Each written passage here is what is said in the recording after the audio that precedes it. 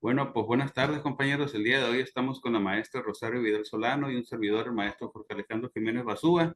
En este ejercicio vamos a presentar un foro que va a hablar sobre las teorías antiautoritarias que se desarrollaron en la Europa occidental y también un poquito en Europa del Este.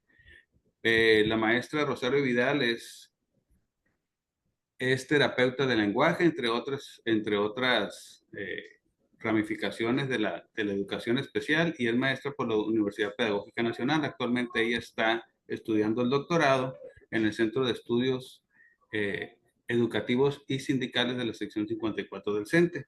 Ella nos va a hablar sobre el punto que habla sobre los exponentes principales o algunos de los muchos exponentes de las teorías antiautoritarias, teorías pedagógicas antiautoritarias. Ella va a tener 1 minuto para desarrollar sus ideas y va a concluir también sobre sus acepciones personales sobre este tema. Sin más preámbulo, le cedemos el micrófono a la maestra Rosario Vidal Solano. Adelante, maestra. Bueno, buenas tardes, compañeros. Pues es muy enriquecedor el video y cita a muchos pensadores y autores. En la introducción del video habla que el hombre está condenado a ser libre y que ha nacido libre, pero por todas partes se encuentra rodeado de cadenas, y eso es cierto, e incluso en la actualidad pues nos bombardean ya sea en la política o en cuanto a la educación. Entonces quieren que seamos como que de cierta forma, pues se pierde un poco la libertad del individuo. Esto se retoma en Rousseau, que él habla de importancia de la libertad del hombre, habla de la libertad, igualdad y fraternidad. La libertad no es un logro infinito e inmutable, él habla de la justicia y la equidad.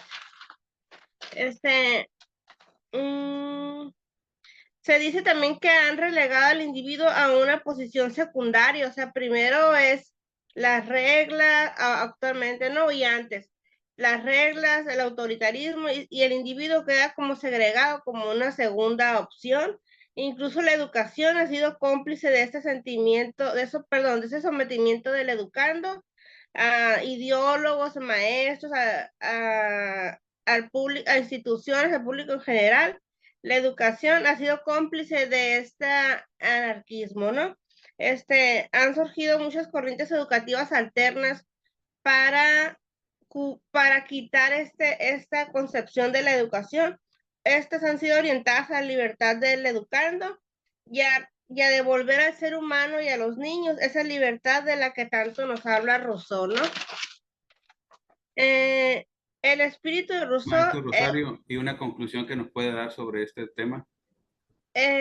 bueno, es muy amplio. De hecho tomé muchas notas, pero es muy amplio, tiene razón, maestro.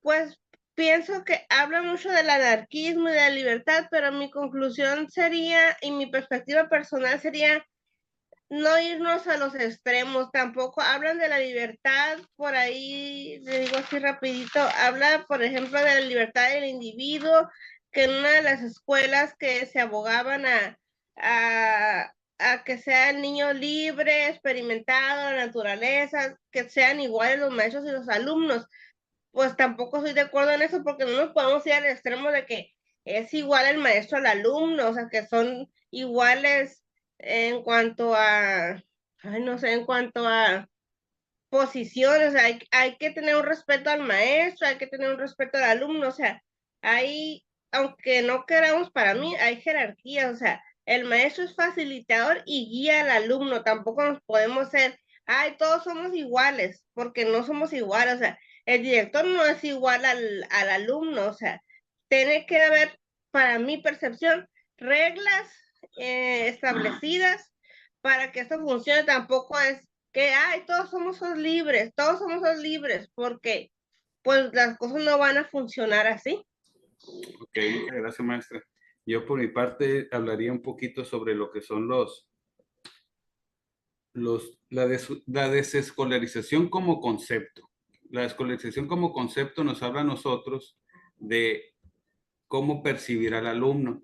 Cuando hablamos de esto, explica que se basa en creer que las personas aprenden de manera independiente, es lo que él decía Illich, uno de sus exponentes, y la descolarización lo concibe con un método filosófico que promueve la libertad de los niños y la manera de elegir qué quieren aprender.